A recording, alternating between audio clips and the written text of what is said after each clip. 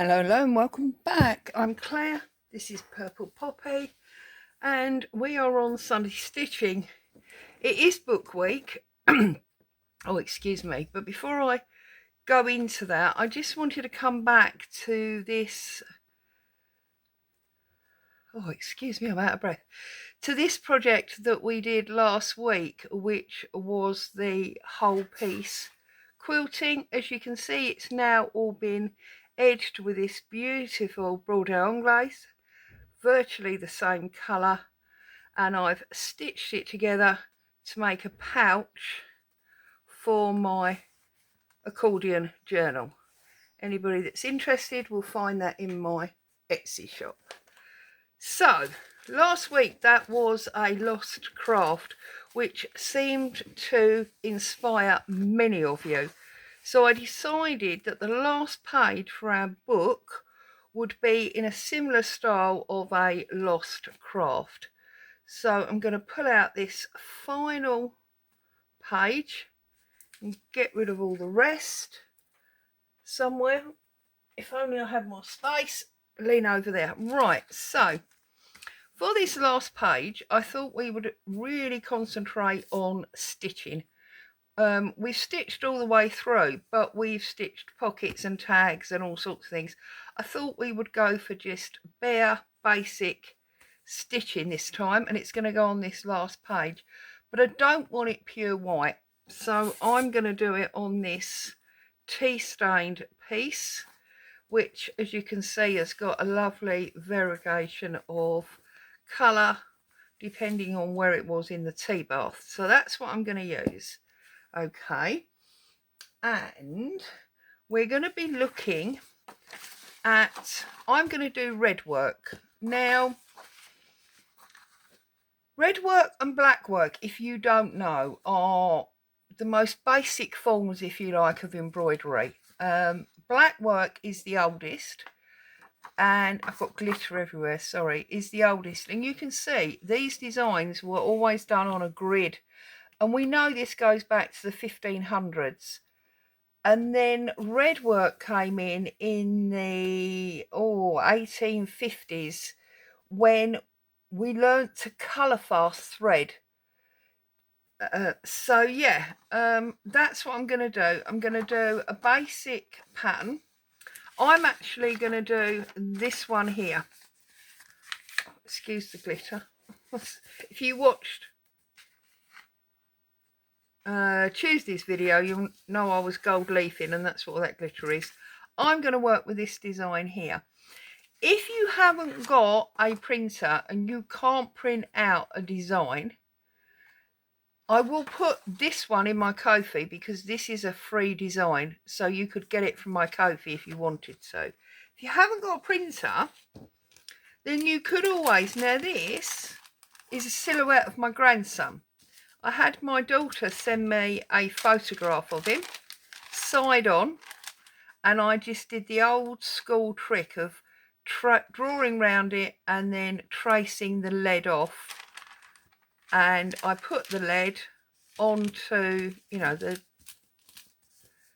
leg design on, got a very, very faint line, scooped off the neck, and then I went over it in my heat erasable pen. And I will be doing this and cutting around this at some stage and putting it on that blue background. So you could do something like that if you wanted to. I'm sure if you look on the internet, oh no, you haven't got an internet or a printer, we said, but you could definitely do that with a photo. Okay, so now the question is, can I see this image through this fabric, or do I have to go and find a light source? I have to go and find a light source, don't I? Yeah, okay. So I'll put you on pause for 2 seconds. You won't even notice I'm missing, and I'll be back. Okay, I'm back. So again, if you haven't got a light box, that's not, you know, a problem at all.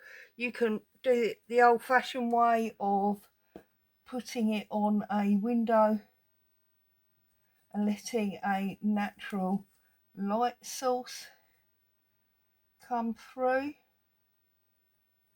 Alternatively, I can't obviously do it because I'm filming on my phone, but if you've got a large glass baking dish, you can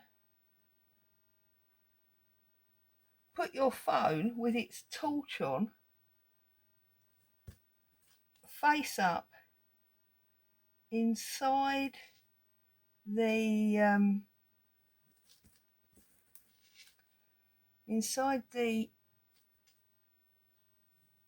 casserole dish or baking tray, whatever it is, and you can then use that as a makeshift light box.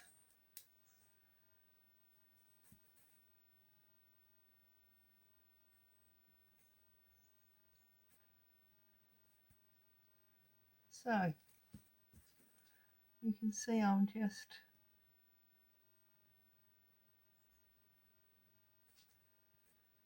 tracing this off, not very well I must admit, because I would normally have it much closer to me, but obviously I don't want to put my head under the camera.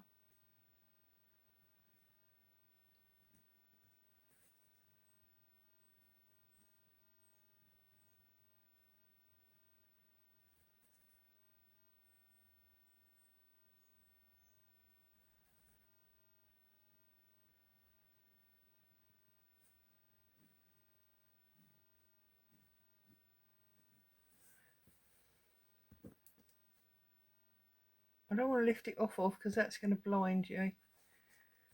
That is not too bad an image, I don't think. Okay, so I'm going to get rid of the light box.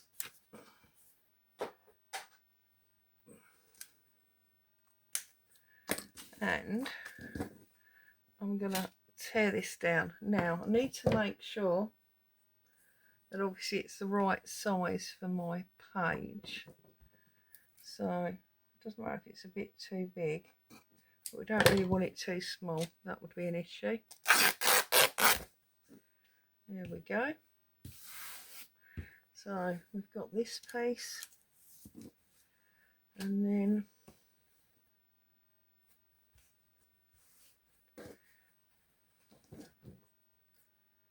can trim that off there and there. So, how are you? You had a good week?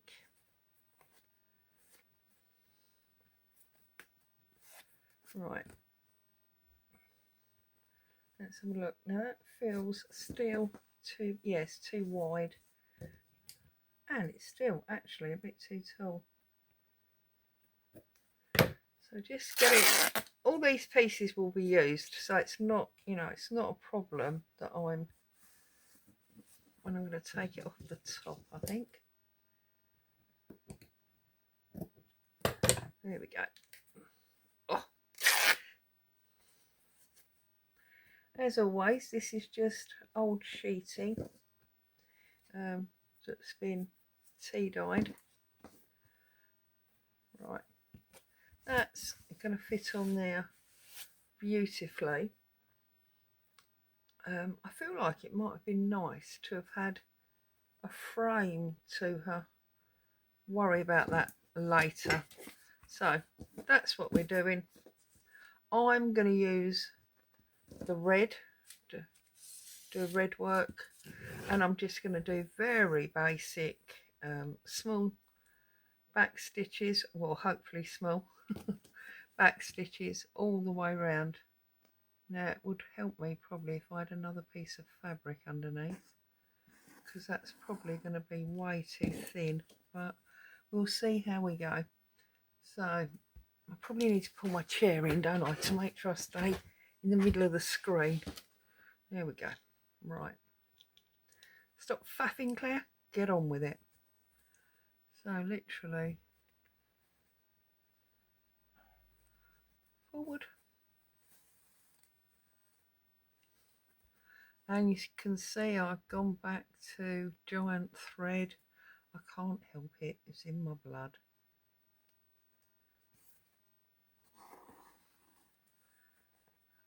And this is, for anybody that wants to know, Sheepies 192.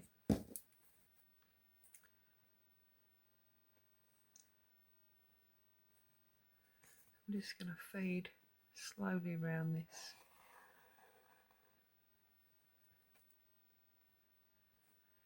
So many of you said you were going to have a go at the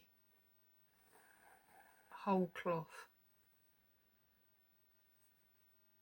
quilting that I did last week. Did you? Have you had a chance yet? Obviously I did that one on a whitish cotton with a whitish thread. Now I'm just thinking, how awesome would it have looked if I'd have done it in something like this red? That would have been good, wouldn't it? And actually, there's no reason you couldn't have done this with wadding behind, and it would have lifted it up a bit. That's the dog you can hear snoring in the background. I do apologise. She's an old lady now and she needs her rest.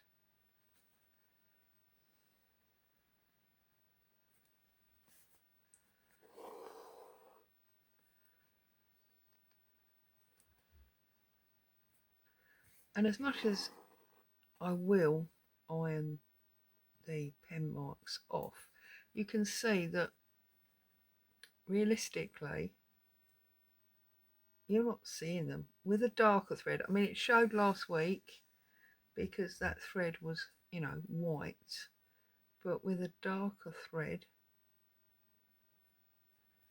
it doesn't really show.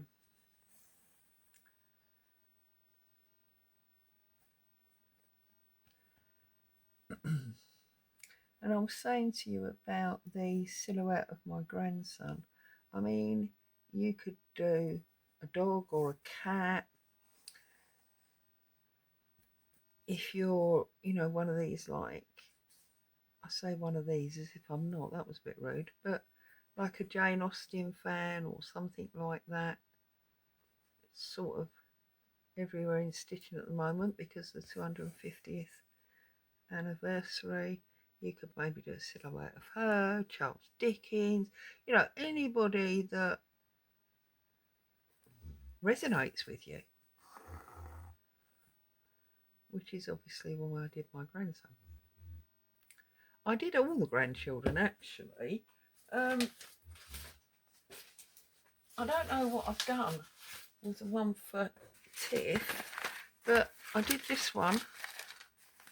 This is Annabelle, no hairline.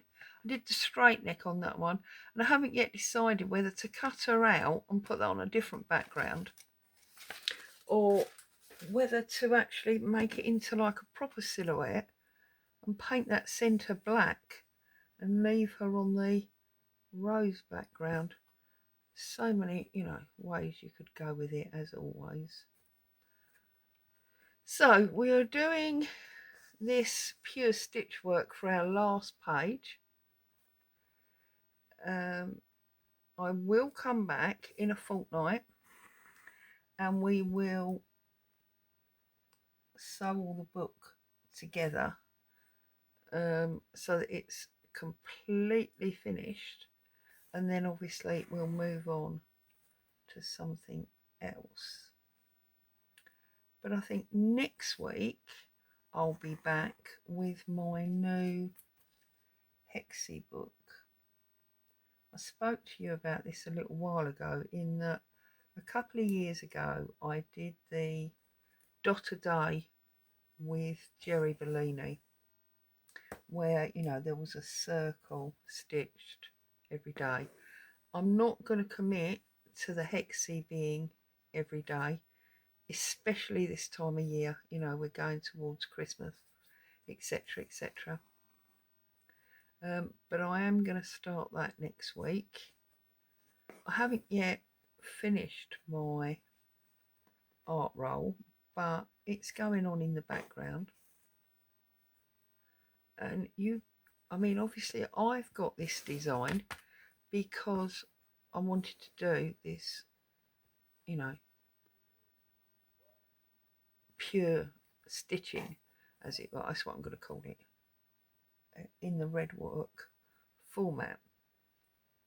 But I did see, if you look on somewhere like Pinterest, I did see that people had actually made these into like appliques. So they'd use like a brown fabric for the hair and something else for the hat, the clothes, and they'd made them into appliques. So I do have, not next week because we'll be starting that Hexie book, the one in line with the dot day.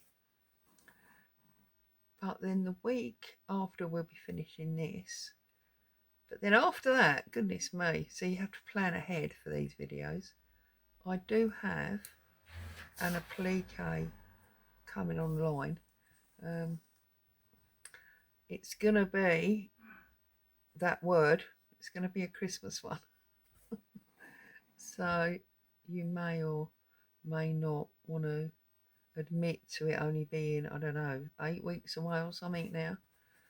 So, you know, you may have done all your Christmas stuff already. I always tend to be quite late on my Christmas stuff. Well, I say that. I am now. I think that's mainly because when I was in my business, we had to do Christmas from like, well, August really. And then quite sadly, by the time it gets to Christmas, you're sort of fed up with it. So I think that's why now I tend to leave it quite late. It's like those of you, well, you may know or may not know that I do have a small range of fabrics that I designed and had printed. And I did think about doing a Christmas one, but at the time I got my head into the game, it was really too late because most people would have, you know, been doing their Christmas stuff. And then I thought, well, does anybody really want, you know, lots of Christmas fabric? Because next year you're going to want the ones for next year. Whereas when you just have, you know, patterns and colours, then they can be addressed at any time. So, alas, there is no Christmas fabric from me. Doesn't mean there won't be next year. Oh God, Claire, let's get this Christmas out of the way first, eh? And it's been half term here, so I've been busy with the grandchildren. One of my daughters works, as I'm sure I've mentioned before, so she sometimes needs help with the grandchildren during the holidays.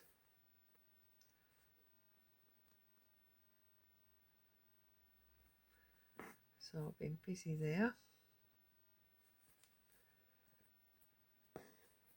So as you can see, it's not really a long project this week.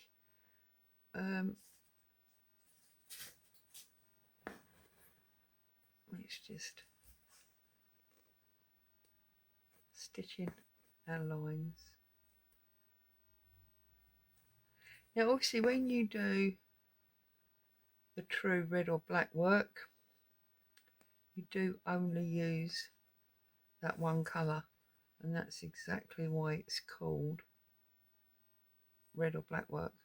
In fact, red work is sometimes referred to as turkey work, and I'm guessing that's because the original red was very, oh, I've unthreaded my needle, very reminiscent of the turkey neck, you know, the bright red little bit. So is this going to be a problem today, or is it just going to go in? It's just going to go in. That's good.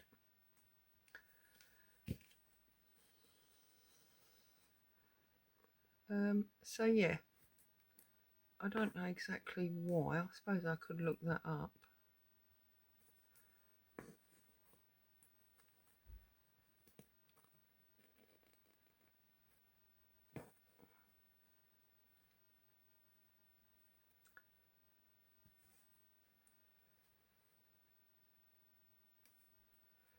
So that's what's coming ahead for you on the Sunday stitching. I don't think many of you jump between my Tuesday paper and my sundry fabric. I think I need to stop. There's someone at the door, is there? Right, so sorry. I got up, I dealt with the door, and I carried on stitching. I didn't realise I hadn't turned the camera back on, so I've come a little bit further than you had seen. But you know what I'm doing. So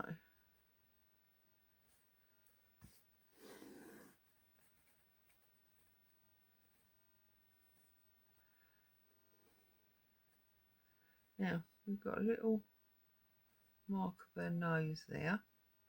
So I'm going to go there, and then I'm going to go back over and then join that up to that stitch there. I feel like this is something you could really have done with watching in a hoop, isn't it? Because it's all sort of flimsy. There's not much for you to see. I do apologise, but as we discovered last week, don't really get on with the hoop.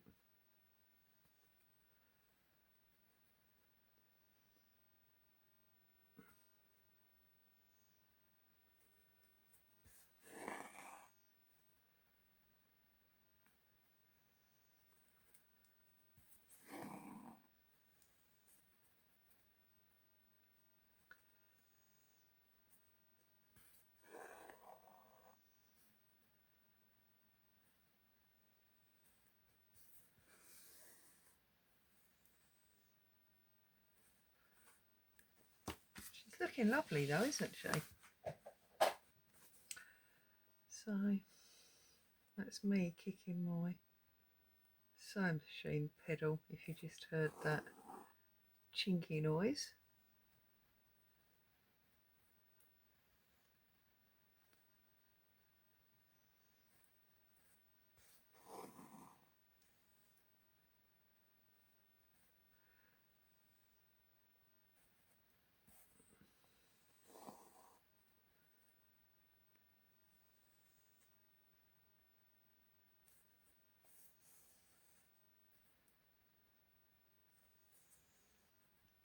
Sorry, I'm not very talkative, am I? And I probably shouldn't tempt fate, but we have been not free today, which is quite something, is it not?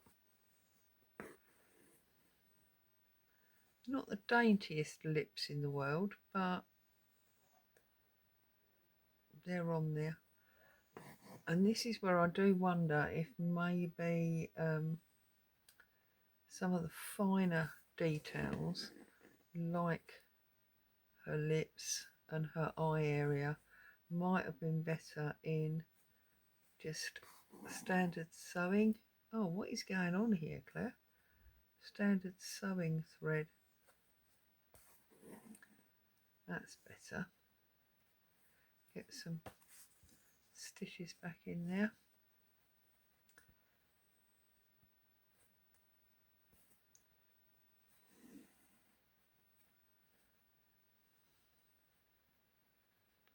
Right, I feel like this is really boring for you to watch. So I'm going to turn the camera off. I'm going to get her finished, and then I'll bring her back to join to my page with some kind of nice framework, and you can see how we get on there. So I will see you when she's done. Okay, I'm back. Well, I fibbed to you because I said this was a quick project, and I've been stitching for an hour and a half, so it's not quick at all. As you can see, I've got her finished and I've done the frame that I wanted, and I just found this lid to a Jack Daniels fudge tin, and I just used that to do that scoop, moved it over, did that scoop, and then just rounded off the bottom. So just find something that you've got, you know, lying around if you want to make a circle or an oval shape. And like me, you're not very good at freehanding. Obviously, if you were going to do a square or a rectangle, that's easy enough. Get rid of those threads. That's easy enough. Obviously, you can do that with a ruler or whatever. So I've just brought you back to finish off the whipping of this frame that I've drawn on here. I've got my iron on so I can run the iron over it, get rid of those lines, and also flatten it out a little bit, because when you're constantly stitching it does get a bit screwed up. And then we can add it to our page, and that's the last one of our book done. Now, before you sew your book together, which I'm going to do with you next week, you may want to consider whether you want to put a couple of blank pages in so that you could return to it at a later date and put, you know, other things in that I've not put in. Sometimes that's a nice idea to have blanks that you can, you know, come back to. If you're happy that you've finished the project, then obviously, like I'm going to, you can just sew in the pages that we've done together. It's entirely up to you, and I will go through my YouTube and I will get a playlist so that all of the pages are there. So if you've come to the party late, as it were, you'll be able to see what we did in the ones that you've missed. So as you can see, I'm just constantly going into the right of the stitch and out of the left. In case you've not done this before, it's really simple.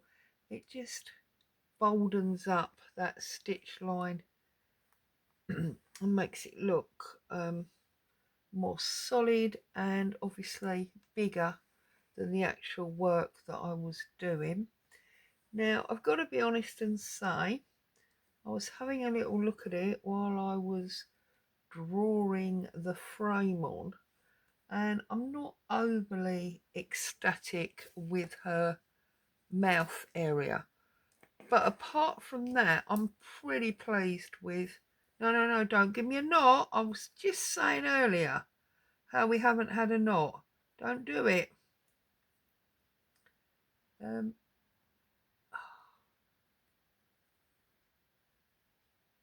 Yes, sorry. I was just having a look, and there we go.